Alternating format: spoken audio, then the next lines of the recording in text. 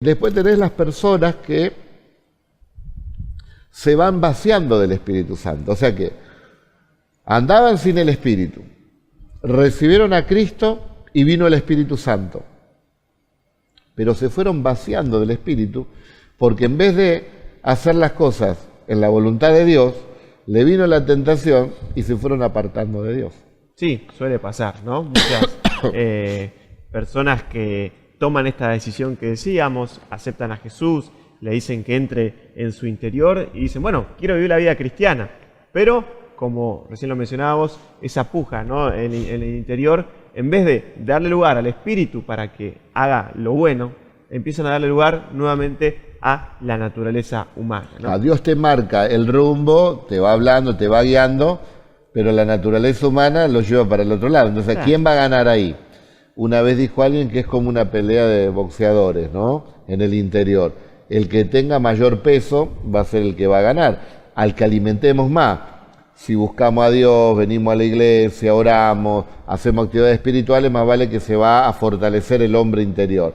Si descuidamos todas esas cosas, se va a manifestar otra vez las viejas costumbres y, como la Biblia llama, el viejo hombre. Claro, el Espíritu Santo es una persona, una persona que es un caballero, ¿no? Que cuando uno le deja entrar, él viene, hace su ingreso, digamos, a nuestro corazón, pero él no va a ocupar un lugar que nosotros no le demos. Entonces, yo, si dejo que el Espíritu Santo guíe mi vida, voy a poder progresar espiritualmente. Ahora, si yo le digo al Espíritu Santo, a Jesús, entra en mi corazón, y después hay ciertas áreas de mi vida que yo se las cierro con llave, no le dejo entrar porque termino decidiendo yo, el Espíritu Santo se va a quedar en el molde, ¿no? Por así decirlo, y no va a invadir áreas que yo no le entregue. Entonces, también está no solamente la decisión inicial de decir, bueno, que venga el Espíritu Santo a mi interior, sino de decir, bueno, yo quiero que me inunde, que me llene, que esté no solamente como un huésped ahí quietito, maniatado, sino que tome el control de todas las áreas de mi vida. Esta es la gente que, por ejemplo, piensa que, bueno, ya creo, listo, con creer, no, yo creo en Dios. No, no. Tenés que llenarte de Dios para poder hacer la voluntad de Dios, porque separados de mí, dijo Jesús, no pueden hacer nada. Ahora, ¿cómo puedo estar unido a Jesús? ¿Cómo es que lo llevo en el corazón? Y porque vino el Espíritu Santo. Dios dice que enviaría su Espíritu a vivir en nosotros y Él grabaría su palabra en nuestra mente y en nuestro corazón. Él ahora desde adentro nos va guiando. Ahora, las personas que siguen en sus costumbrismos y en sus pecados, lamentablemente creen en Dios, porque dicen, sí, yo voy a la iglesia, pero no tienen un buen testimonio. ¿Por qué? Porque alimentan las cosas carnales. Y la Biblia habla claramente cuáles son las obras de la carne.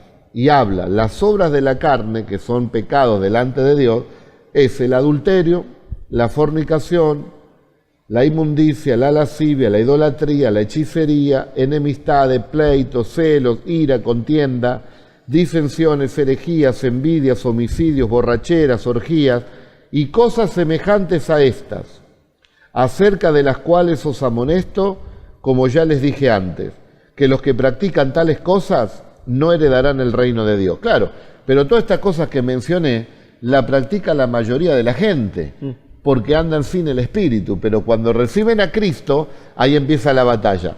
¿Lo vamos a dejar? El Espíritu Santo nos da la fortaleza, porque es espíritu de fuerza.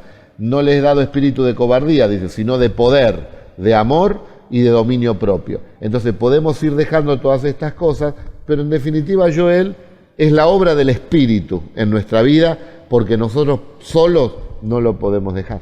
Claro, la pregunta es, ¿cómo logro, ¿no?, que ese nivel espiritual aumente, ¿no?, en mi vida? Una buena respuesta podría ser, bueno, realizando actividades espirituales, ¿no?